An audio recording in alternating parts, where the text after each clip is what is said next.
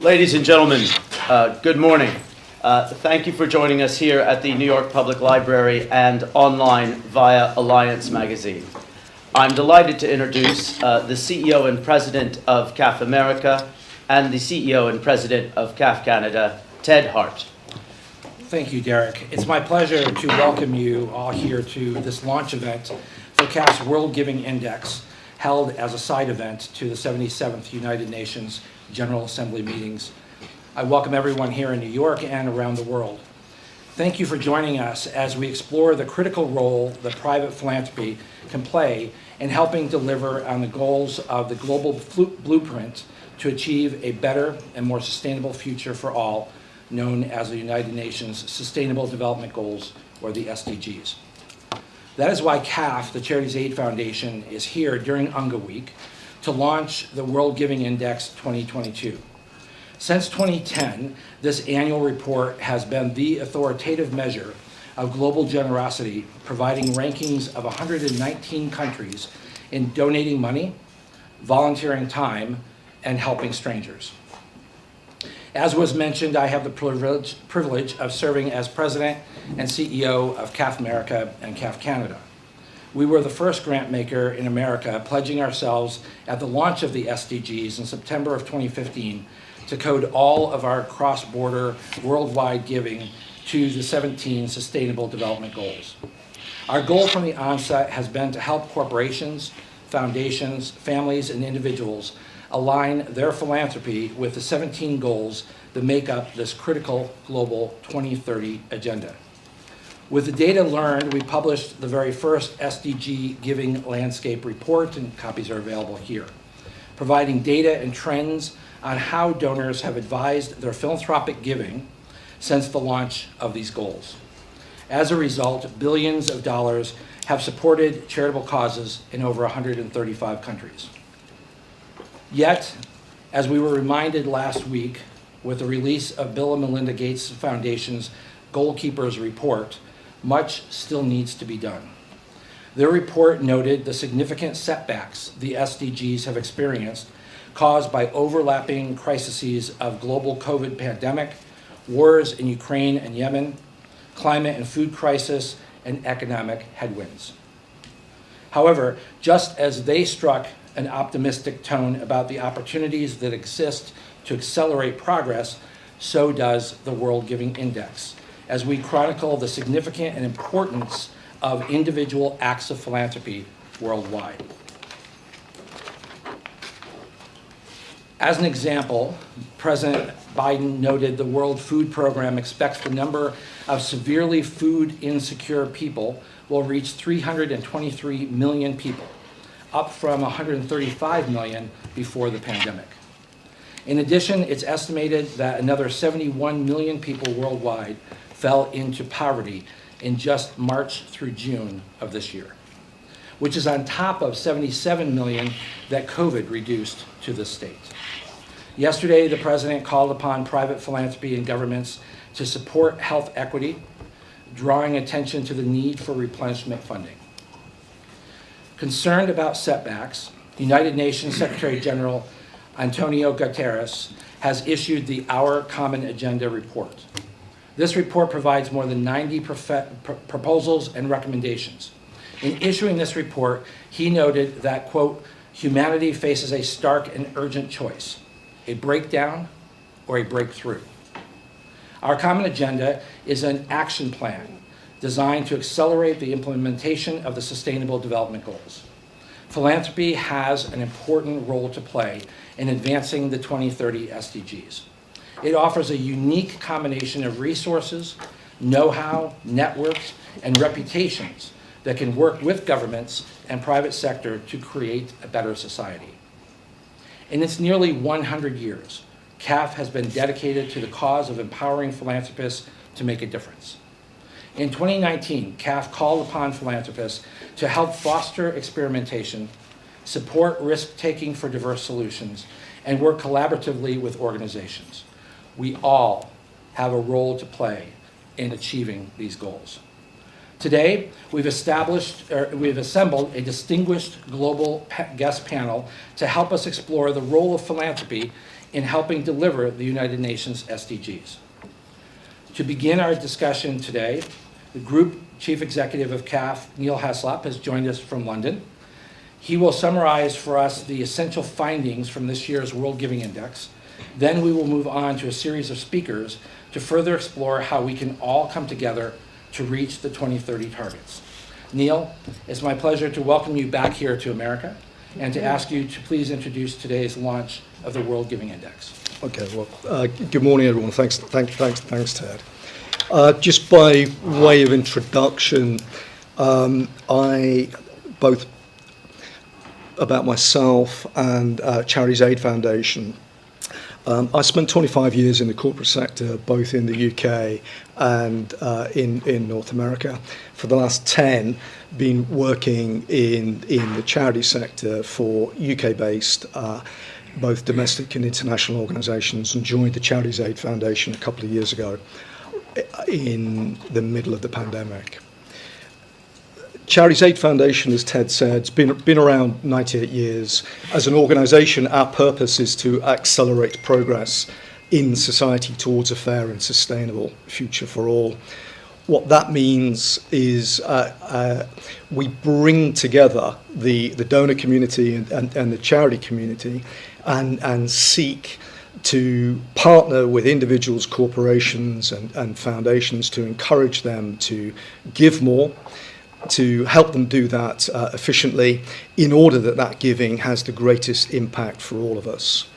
From a charity point of view, as an organisation, we enable charities to do more of their life-changing work by helping connect them to sources of funding, but also through our bank and investment house, supporting them to use the resources at their disposal to greatest effect.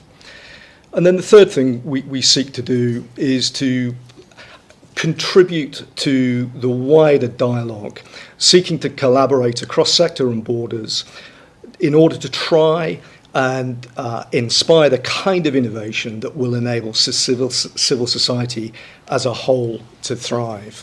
And that's what we're really doing today in sharing some of the output of our research and policy work by publishing the World Giving Index.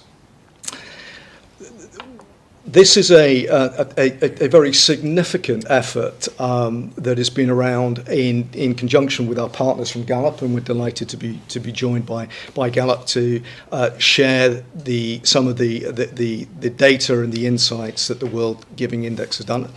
Over the course of the 12 years that we have been publishing the World Giving Index, the best part of 2 million people have contributed as a data set. And in this edition, the 2022 index, 130,000 people have been surveyed right across 119 countries. I think the good news from this year's results is that the output to those questions that we pose, and we keep it very simple. We characterize the human behavior around philanthropy, centered around the responses to those three core questions. In the last 30 days, have you helped a stranger in need that you did not know? Have you contributed financially to a charity? Or have you volunteered your time in support of the work of the charity? And that's the approach that we take with the World Giving Index. What that then does is give us an aggregated picture of some of the trends that have been taking place. We all know that in the last couple of years, driven by COVID, driven by geopolitical changes, the world has changed in many important respects, and therefore the insights that this data gives us is a helpful pointer to how things are changing around the world. The good news is that against the backdrop of extraordinary challenge in the world, individuals' generosity is on the rise. We've seen the largest annual increase across the World Index in the 12 years that we've had. topping some 40%, which is a 5% increase. What that translates to is an additional 500 million people around the world answering positively to one of those key questions about helping a stranger, contributing financially, or volunteering with their time. So I will maybe just share some of the key findings from this year's data by just talking through the top 10 countries that we've published today from the World Giving Index. And I think from that very small snapshot, we can gain an insight into a few key dynamics. For the fifth year in a row, Indonesia has come out at the top of the index with extraordinarily high responses to all of those three questions, and we've seen that consistently. And Kenya has now come in second, and I think that there are some cultural and historic reasons that sit behind those two particular geographies that we might like to explore in a little while. Over the last year or so, what we have seen is, as a result of COVID, the traditional countries that rank very, very highly fall away a little bit from the global north. And we've seen a bit of a bounce back in the last year, with the United States returning to number 3, Australia and New Zealand to 4 and 5, and Canada to number 8. What we've also seen is other developed economies similarly through the distribution of all of the countries, the UK, the Netherlands and Ireland, also see a very significant increase, probably about 10% in terms of pure financial donations. But what we're also seeing is a real change as economies of different degrees of both size and maturity as societies evolve and change. We're seeing a much more even distribution of giving patterns around the world.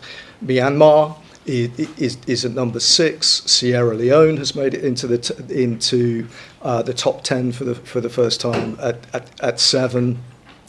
And interestingly, Zambia and Ukraine make up the rest of the top 10. And I do think it's important, given what's going on with Ukraine, to emphasize that this data set predates the conflict that's currently ongoing in Ukraine. And Ukraine is actually the only European country to make the top 10, and has moved up from the last time that we did the survey, from about 20 to 10. So I think that data set, some of those insights really speak to some of the trends that we're seeing. And as we discuss some of those things in the course of the rest of our time together, we can explore some of those trends. I think what is important is the reason that we do this. We're all incredibly conscious that even before COVID, our progress towards the achievement of the Sustainable Development Goals was running somewhat behind where all of us who care about these things would have wished it to be. And there's no doubt that the last 24 months have made that progress even more challenging. And as we think about the next period running up to 2030, as everyone knows, there's a monumental amount of work to be done in order to get the SDGs moving more quickly towards where we all want to see them. And the role of philanthropy, sitting alongside business, and governments, we see as a very important component of collaborating across sector in order to help make the progress that we want to see. So I'm going to hand over now and invite our colleague Marcus Neto from the United Nations Development Programme to share his perspective on where you think we are, Marcus, and how you see the situation emerging in the coming months. Thank you very much. Thank you for having us in such a beautiful venue. For those online, you're missing a fantastic venue. So much better than a lot of the other places I've been this week. So I fundamentally thank you for... You are being recorded, Marcos, as well. We'll take that one to the bank. Thank you. I fundamentally thank you for bringing us to a much nicer environment at the New York Public Library. So, as you said, my name is Marcus Neto, and I lead what is called the Sustainable Finance Hub at the United Nations Development Programme. For those that don't know, UNDP is the largest development agency of the UN. We have offices in 140 countries, and we, on any given year, program in terms of initiatives about $5 billion. And most important, we have been responsible for two important elements in this conversation. One, we are asked by the General Assembly of the United Nations to be responsible for the integration of the SDGs. So the SDGs as a system, and I'll come back to the notion of system, all 17 of them. Don't worry, I'm not asking you to work on all 17 of them, but you do need to understand that they are interlinked. And we are responsible for the integrity of that interlinkedness. The second thing that we are is we produce something called the Human Development Report. For the last 32 years, it's the longest alternative measure to GDP on progress, the Human Development Index. Now, we just published 2 weeks ago the new report entitled Uncertain Times and Unsettled Lives. And it is for the first time in its history that the entire index goes down. So in other words, we are seeing for the first time in more than 30 years, right, a regression across the board. It's not a country here or a country there, across the board on human development. Now, you cannot achieve the SDG without human development. Now, today's, and thank you, Kaf, for this, today's findings is a bit of a hopeful, right, to see individuals around the world, sector would step up more to the plate. Now, stepping up to the plate, and this is the reason why we at UNDP now have finance as an essential enabler of our strategic plan, is because we really think that part of the problem before COVID and now is that the money to put this agenda forward has not come up. Now, I want to be very, very clear. It is an expensive agenda. Before COVID, it was expensive. Now, it's 70% more expensive, right? The financing gap for the SDGs stands at $4.2 trillion a year. Is it a big number? However, at the same time, during COVID, global wealth increased by 20% and stands at $430 trillion.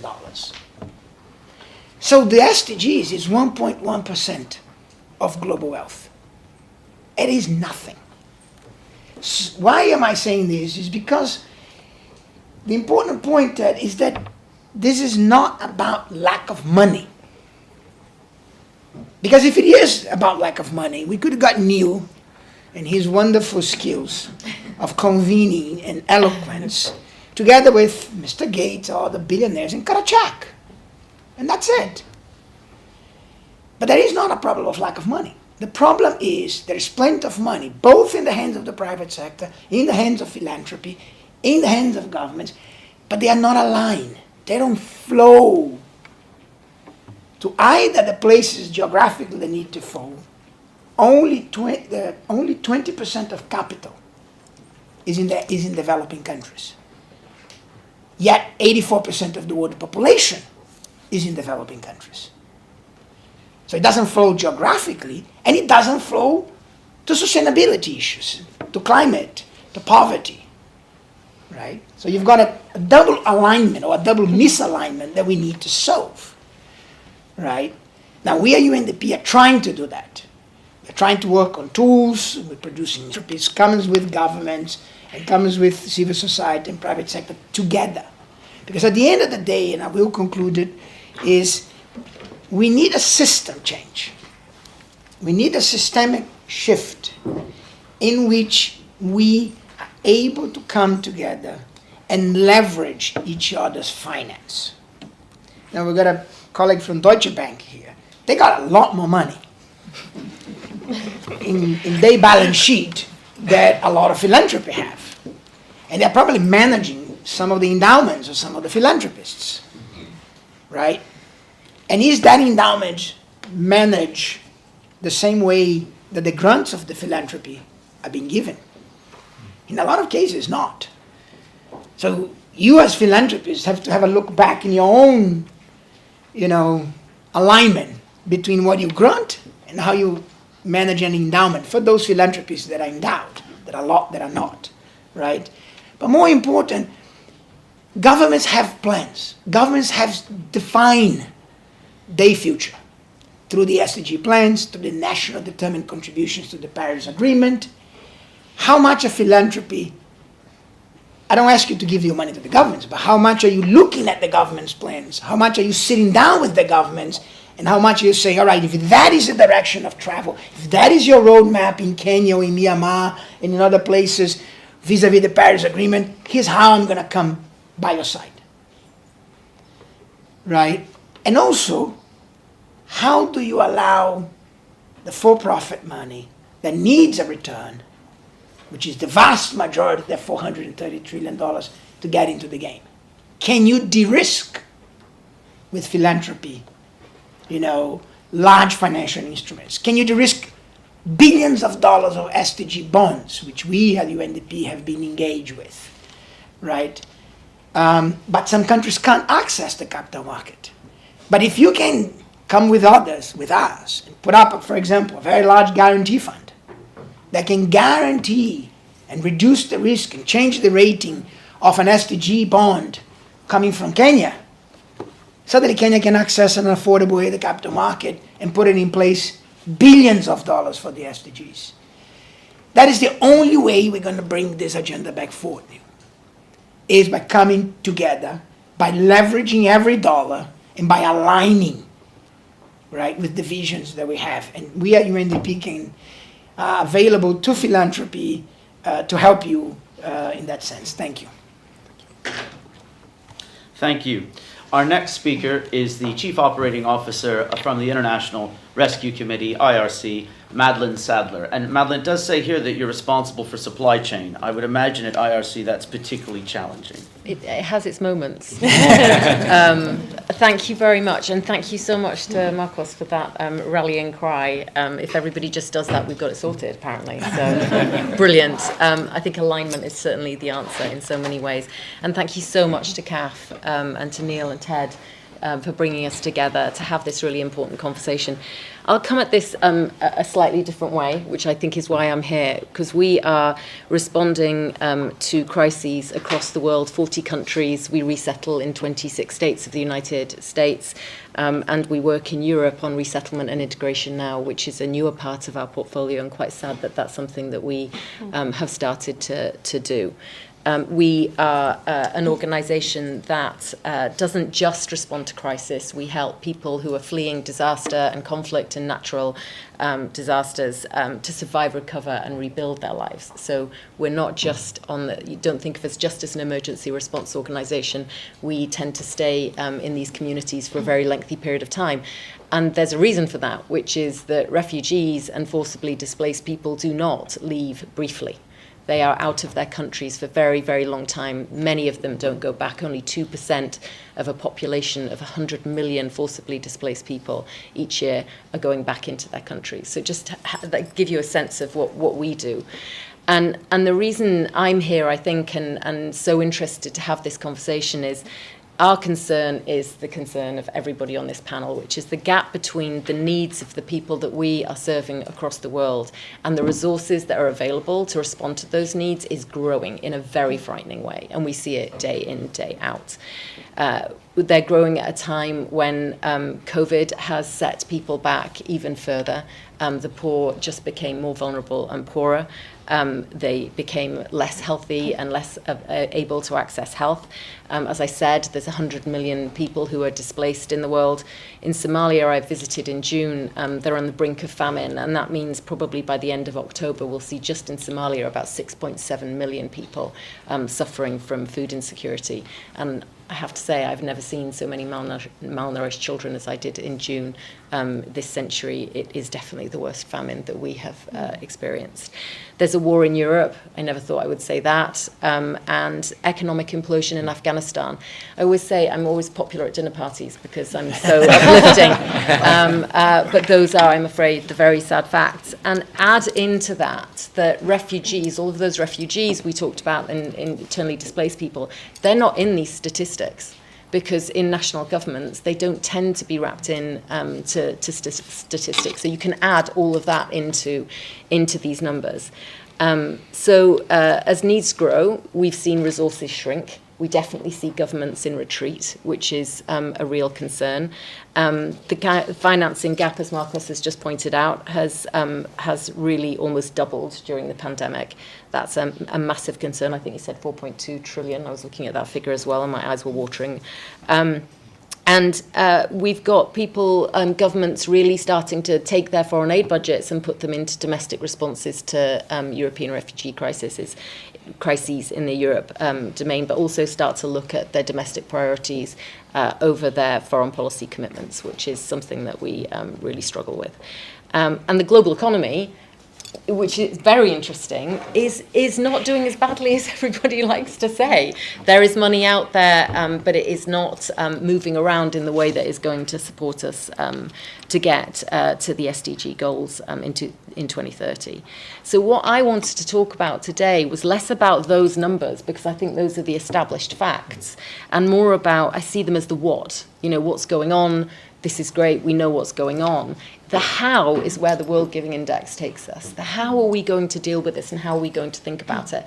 And I will leave you to Marcos to handle the alignment of the corporate sector and the UN and the multilaterals and the World Bank, and I'm sure you'll get that sorted by the end of the week. But we are starting to think about the what's as our organisation of how we respond, and the way we think about that, and the reason CAF is such an important partner for us is we are going to have to find new ways of doing this. We have got to find our own alignments as an organisation and find new partners to work with. We need new ideas that are going to come to the table to bridge the gap. And so that's what I wanted to talk a little bit more about. One of the things that we have set a lot of store by is also scale with impact. So there's a very strong need when you look at these numbers and you say, well, how are we going to do this? It's about, how many people are we going to serve? It's actually not how many people are we actually going to touch and serve. It's how do we change the human experience. And that means that you've got to scale, but you've got to get impact with it. And doing that takes innovation. It takes some hard choices on cost effectiveness and efficiency, which used to be something that we struggled to talk about in our sector, because how can you put a price on human life, or how can you put a price on an intervention? But it's something that the IRC is doing a huge amount of work on, in terms of stopping thinking about inputs and really starting to think about outcomes. So in simplest terms, don't just build a school, because that doesn't mean that kids are being educated. I was in another an education session earlier this week where we were talking about the fact that an organisation that goes house to house, I don't know whether you've heard of them, they're called PAL, and takes a sentence to each child and sees if they can read it. And the results are pretty dreadful. They're sitting in school for years and they can't read a sentence after many years being there. So scale with impact, really having the evidence that your programming is working, and where it isn't, innovating to shift the design of that program so that you really make sure that the money that you are spending is having impact at scale. So that's on us, and when we're designing our programs, we've got to get a lot better at it across the sector. And we need a wider community of funders and partners who are willing to be with us on that journey. Big social and political change comes with three things usually: government leadership, that's a bit of a problem at the moment, business and NGO innovation is absolutely critical, and public mobilization. And if we wait for all of those three things to happen together, we are going to do the boiling frog thing. The frog is going to boil while we're trying to just get our ducks in a row. Lots of water analogies there. And I think one of the things that we've really been learning from in terms of campaigning and thinking about these is that some of the SDGs on climate change, I think we've had more of we've seen, as governments have found it very, very hard to align and move forward and integrate on issues of climate change, the corporate sector particularly has stepped up. And the pressure that the corporate sector has on the governments that they are working with and bringing resources into the economies of these governments are really very important and influential. So it's the influence side as well as the financial side, and that's been critical for us. So what's a good partnership for us? A good partnership is long-term, it is strategic, it is mutually beneficial, and it's when outcomes align with corporate values that we find that they really work. And often they fit very well when we think about that alignment and integration into some of the SDGs. So it was so great to see Karen here, because I was saying, oh, that's great, I'm going to give a city example of a project that worked. We have done a big project with City on young refugees and developing their business skills so that they can get into the job market, set up their own businesses, or at least apply for jobs in the business arena. And we chose 6 cities where we were fragile contacts.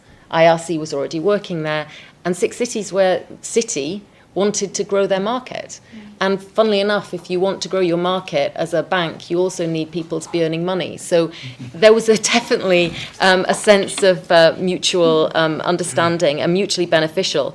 But it was a really wonderful thing to see interests align and the way that we work together, and a long-term commitment to be able to see the data come in and the shifts that we made. So that worked extremely well with us. A second one was a Unilever project. It started in April 2020, which is probably just about the time you started, Neil, at CAF, and just as the world shut down. And the reason we did that, we took $1 million grant on hygiene awareness from Unilever, and we wanted to do COVID prevention, water sanitation. We wanted to do that in Myanmar, Pakistan and Bangladesh. Obviously, Unilever are a great partner for that kind of thing, because they have a huge amount of research on how do you inform people about sanitation, how do you inform them about COVID and infection prevention. Worked very, very well, and we reached 10 million people across those populations. So it was an incredibly meaningful impact, which again aligns with many of the SDGs, SDG 3 and 5. So that sort of read across is very, very important. And the secret formula, and those are smaller examples of some of the big work that we've done, but the secret formula for this success and this new how are we going to do this is really, number one, knowing how to find each other. And Neil was laughing at me because I said, basically, you're a dating agency, aren't you? And we need more dating agencies in our sector and around our sector to make sure that people with great ideas are coming together with innovative organisations like ours and designing from the bottom up some of these programmes. Because if you sit and you design from the bottom up, you will stick together for a longer period of time because you're going to see those outcomes and you're going to see the evidence, you'll see the scale and you'll see the impact. So that's, I think, a really critical piece. Being there from the start, being there from first steps, really, really important. And also just being prepared to fail. So something that we are finding more and more is if you sit with a corporate partner particularly and you design from the beginning, they're going to test and allow to fail in a way that sometimes our government partners really aren't going to allow you to do. And in the end, you will get to success and you will get to far better scale and far better impact. So I just wanted to give you sort of a snapshot into how these things come together for us, how we're thinking about bridging the gap, and just say how proud we are to work with many people around this table and with CAF on trying to do that. And the one thing that we can't do in a situation where we know that the gap is growing is to give up and feel that that first set of facts that I gave you are just too big and too difficult to deal with. The money is there, the will is there, the thinking is there, the innovation is there. It is for us to integrate, align, and respond to it. And so we hope to continue to work with all of these partners around the table to do that. That's great. Thank you. Thank you. Our anchor panelist today is also from the organization that is the anchor to the World Giving Index, without whom it would not be possible. Ladies and gentlemen, our next speaker, the Managing Director for Public Sector from Gallup, Alana Ron-Levy. Thank you so much. It's such an honor to be here, and thank you to these sort of inspiring yet humbling panelists about the progress we've made, but so much still left to do. What I wanted to do quickly is a few different things, and this panel has really focused on many of the systemic, organizational, governmental trends related to philanthropy and closing the gap on the SDGs. At Gallup, we really focus on the individual perspective, and since 1935, I think we've had this radical idea, and we are so proud to have partners like CAF, who I think share in this philosophy, that we need to hear from the world's citizens about how their lives are going and how they feel about their lives. Sometimes multilateral and governmental policy with the best intentions get the priorities a little wrong based on people's human experiences. And one of our research offerings, the World Poll, since 2005 has done continuous annual surveying in 140 countries, representing 98% of the world's population, using nationally representative samples in each country. And I think that that's important because we all know that some research sort of just focuses on who's easy to reach for good reason, for cost, for capacity. But obviously within diverse countries, the experiences of the population are really different. And today we're focusing on charitable giving in the World Giving Index, but we also measure many other topics that are very, very important as a barometer of the human condition.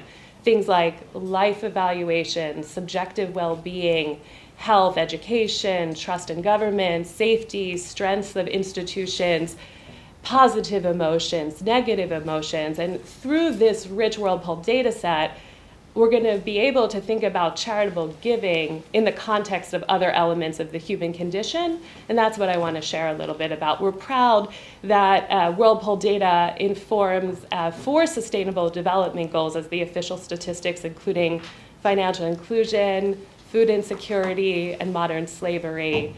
So we're proud of this data set. So let me share just a couple insights of how I've interpreted some of these charitable giving findings, which are so important.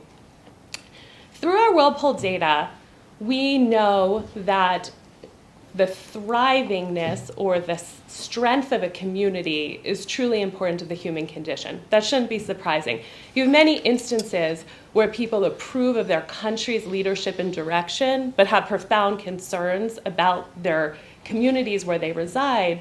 And the communities where they reside have a bigger impact on their life evaluation and well-being than the country at large. And thriving communities don't just meet basic needs and infrastructure, although, given everything that you shared, I don't want to underestimate how critically important that is. If you don't have food, if you don't have the ability to go to school, if you face violence, you cannot have a thriving life.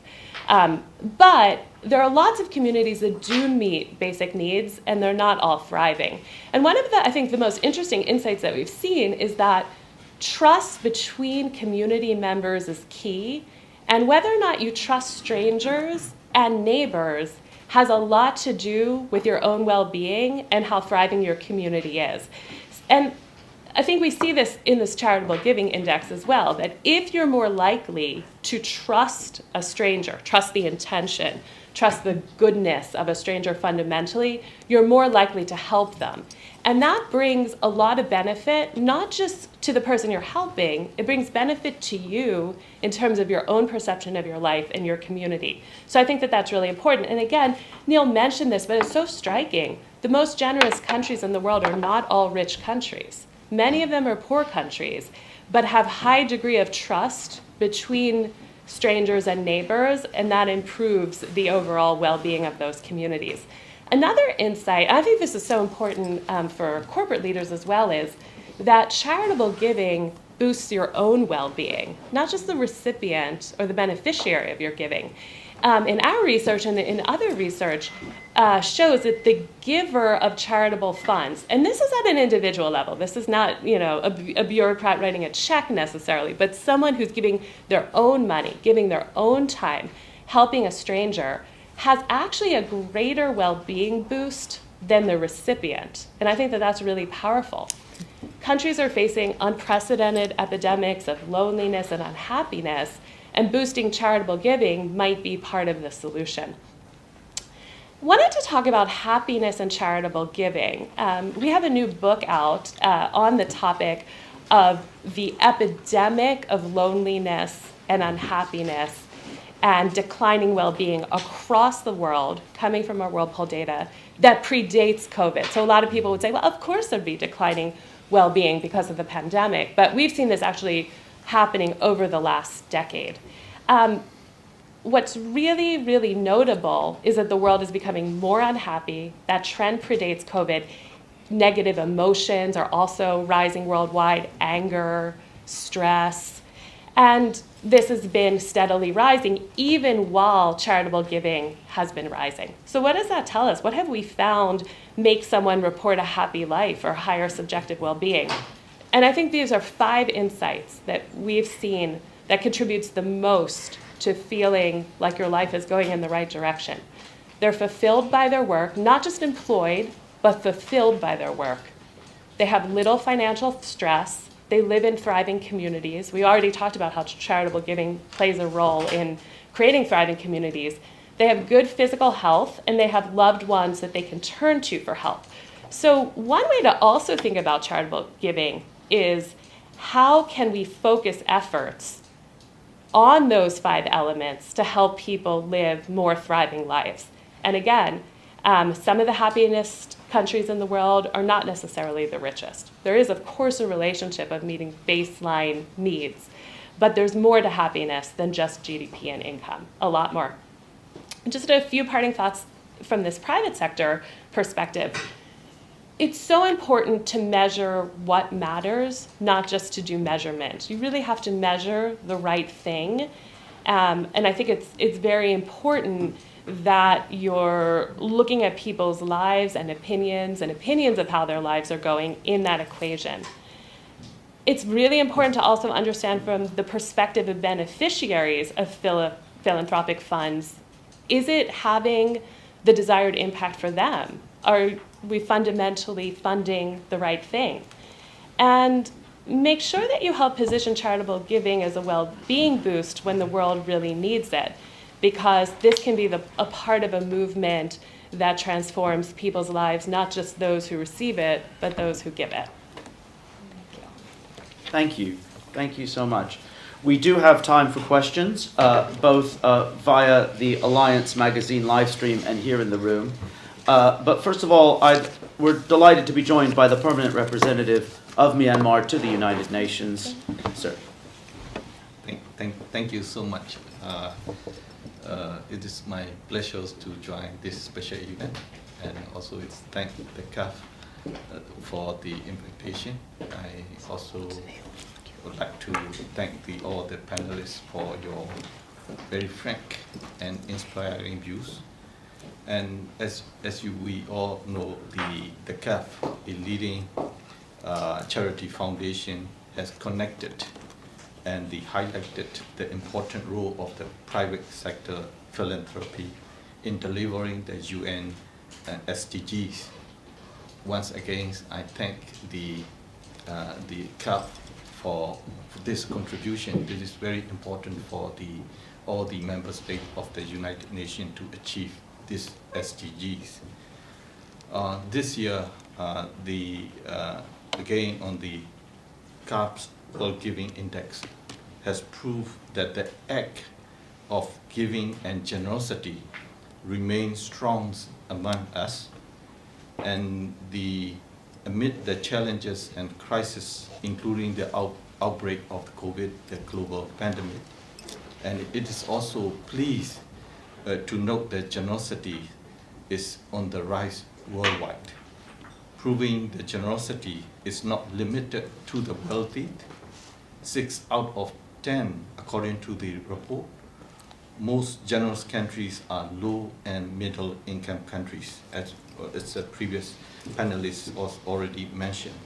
Above all, despite the unrest and crisis unfolding across the country, Myanmar ranks number 6 on the overall index in 2021. Furthermore, it comes number 2 in the category of countries that donate the most money. According to the report, 73% of Myanmar people give money to charity. Actually, Myanmar is one of the LDC's least developed countries. We, the people of Myanmar, are distinctively known for the culture of generosity and culture of giving, and it proves that the works, it's not necessarily the main factor what is come to the generosities. As many of you were aware, the people resistance against the military dictatorship gripped Myanmar since the illegal military coup on 1st February 2021. The country is facing a deepening and likely prolonged humanitarian crisis. It has been over 90 months, and more than 2,300 people, innocent people, being brutally killed by the military dictatorship. These all atrocities committed by the militaries, according to IIMM, is amounting to the crimes against humanity and war crimes. The thousands has been arrested and tortured, and more than 1.3 million people have been internally displaced. 14 million people are living in the situation of food insecurity, and 5 million children are in dire need of humanitarian assistance. 25 million people, the half of the population, are now living in the under the national poverty line. We all are worried about the country to become a failed state, that we want to avoid it. And the security situation in my country, Myanmar, continues to deteriorate, and it is heartbreaking to witness. Therefore, the people of Myanmar always wish that we wanted to have the neighbors like the neighboring countries of Ukraine. Yet the people of Myanmar remain resilient and continued and committed strongly to restore democracy and to stop brutal dictatorship. But by means of helping each other and supporting each other, and most of all, defending each other, the people of Myanmar are not giving up. The illegal military takeover has brought economic turmoil, collapsed healthcare systems, hunger, poverty, instability, and mass displacements, in addition to massacre in some places of the Myanmar last over 19 months. They are suffering, the people we are suffering so hard, and it is an appalling situation with the military's brutality. On one hand, the National Unity Government of Myanmar, being a legitimate government accepted by the people, has been making every endeavor to ease people's suffering, from providing education and basic health care to delivering humanitarian aid where needed. The anti-military movements are significantly supported by the donations and from the sales of bonds. The bonds that we created, the people bought those bonds, but without expecting any profit from buying those bonds. Those buyers are mainly the people of Myanmar, inside and outside the country. People donate money and buy the bonds simply because they want to contribute to the revolutions and to end this vicious military dictatorship as fast as possible. Seeing the generosity of our people suffering from unrest and atrocity is truly humbling and touching to me, as in particular. It is an example of solidarity and unity in crisis that we are in. I am confident that the restoration of democracy will succeed when Myanmar people remain united and committed to the revolution.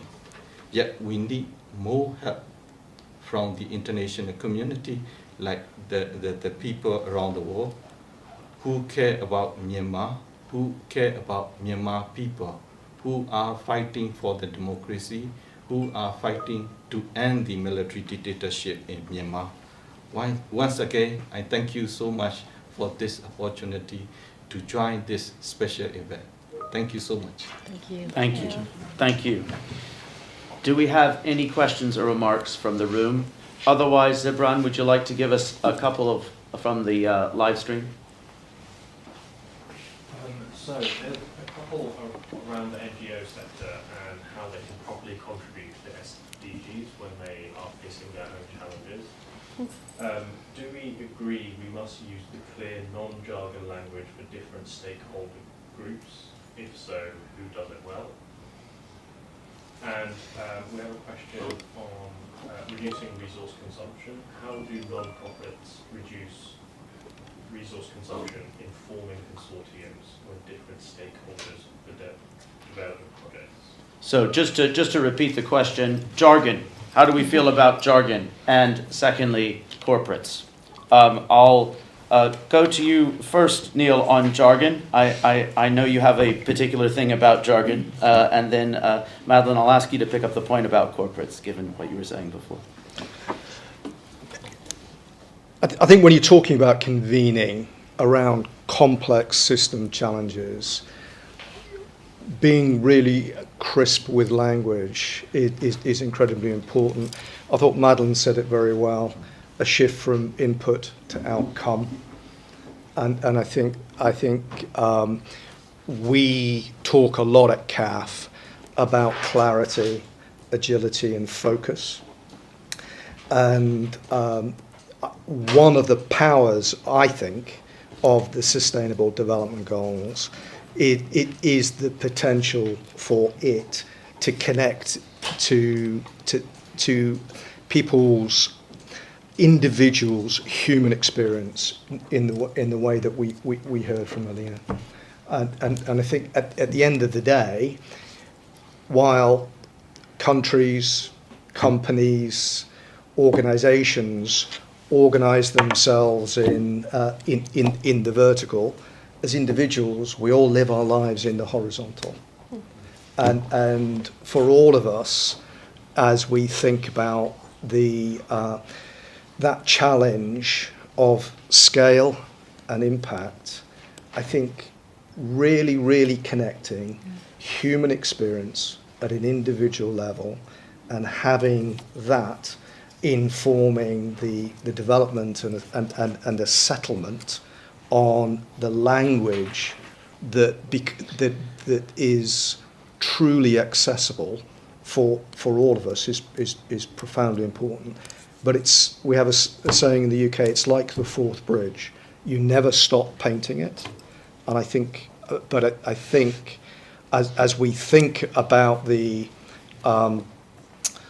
magnitude both of the opportunities that we have, but also the obligations that we have, I think we just have to listen more than we speak, and genuinely hear the insights that actually are all around from all of these sectors.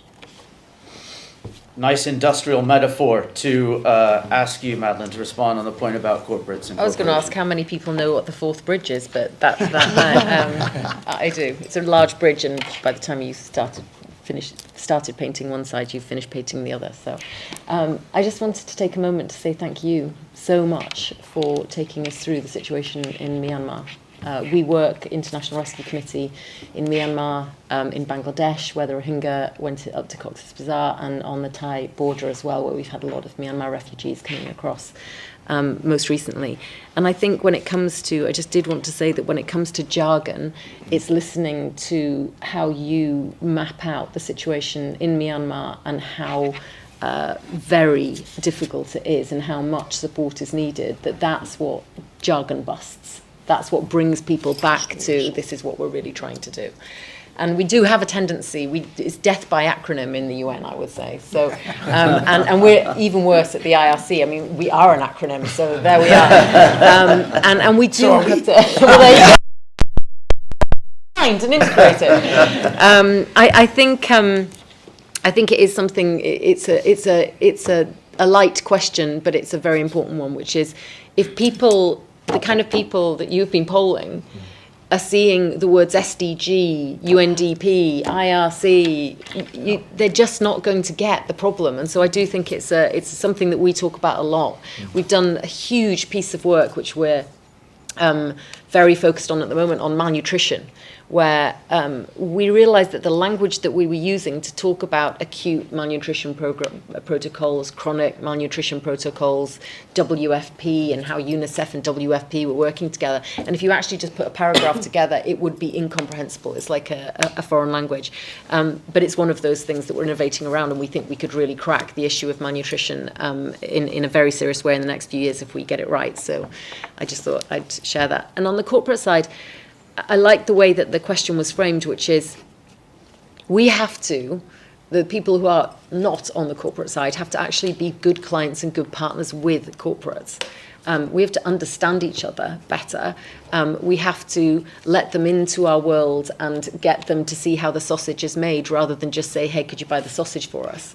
And I think that has been the biggest learning for us as an organisation, that we need to bring people in at the founding level of programs, really get them to understand the situation that we're trying to respond to on the ground, and then work with them, because there's so much expertise in the corporate sector that we don't have, and just disciplines and performance processes and ways of breaking down problems that are completely outstrip what we're doing in the IRC. So, and I think you said the first thing, supply chain falls under me. It does. One of the best, if I can sit and work with a supply chain team from one of our partners that is, a brilliant expert in supply chain, which we have done. We've worked with Coca-Cola on some of the supply chain issues into many of our country programs in Africa. That was transformative for us. So that sort of in-kind help and the understanding that they brought to us was phenomenal. So I think it's starting from the ground up and understanding what can be given to us and not just putting our palm out and saying, hey, can you give us some cash? Thank you. And apologies for the beeping. That's various people in our home office in Kent telling me we're at time. So, I'm so sorry. I'm just going to break the rules and give us a couple more minutes to wrap up.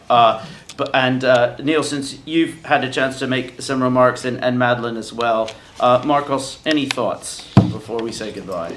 I want to pick up on the Gallup, because our Human Development Report that I mentioned earlier said that only 30% of people in the world trust institutions today. Yeah.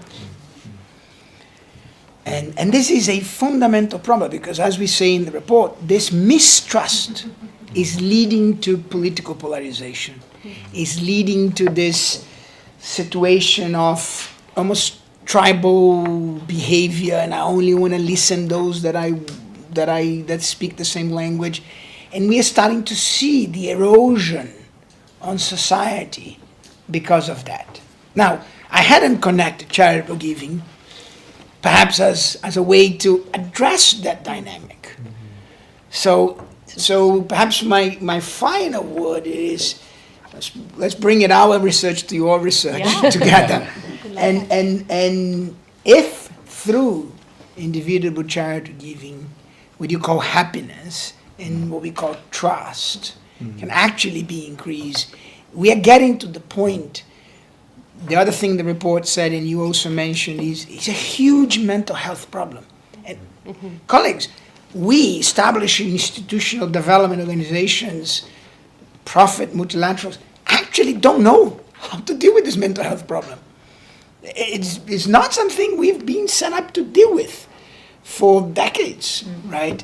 So this issue of trust, and perhaps the role of charitable giving in rebuilding trust in society, which therefore reduces the pressures that we are seeing in the polarization and gets societies to find a middle ground in which people talk to each other again and rebuild trust.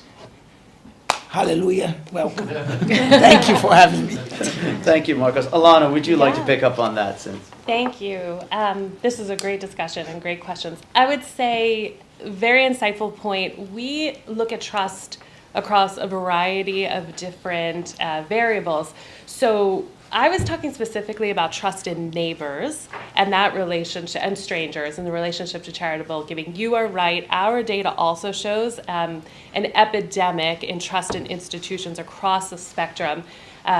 Government, trust in science and public health authorities exacerbated during the pandemic, low levels of trust in media, which is obviously a huge contributor to polarization.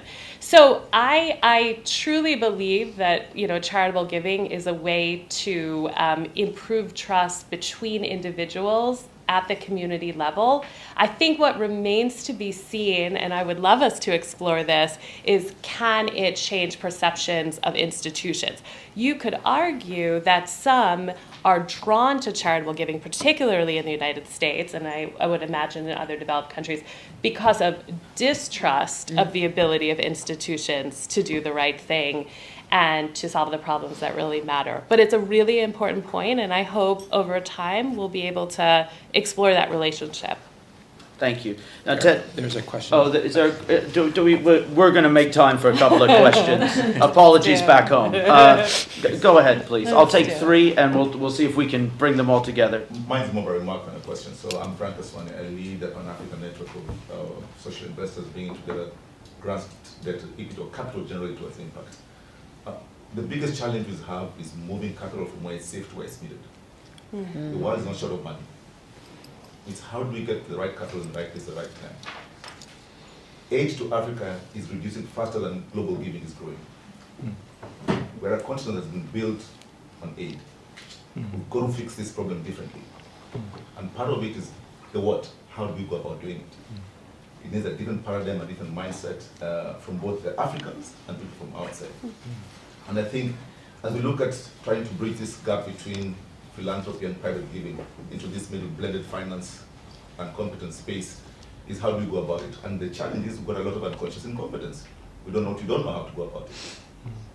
There's many places in Africa today, if you want to learn about, if you want to study or understand how to do impact investing in Africa, and you want to use an African institution, you have one choice. 54 countries, we have one university teaching impact investing. Yet we're the world's biggest impact market. It's flabbergasting. we've got to build capacity of the Africans to own their problems. So the days, I think, as we think about fixing this differently, or when we need to get a lot of Western people coming to Africa, doing stuff and leaving, let's try and enable Africans to carry their own crosses. And how do we deal with root cause issues on the continent? And the people who can take that risk, because it takes courage, and that's leadership, is philanthropy. I think the changing role of philanthropy is to test new markets, new products, new services, so that we can take the kind of proof of concept to private sector to then scale some of those solutions.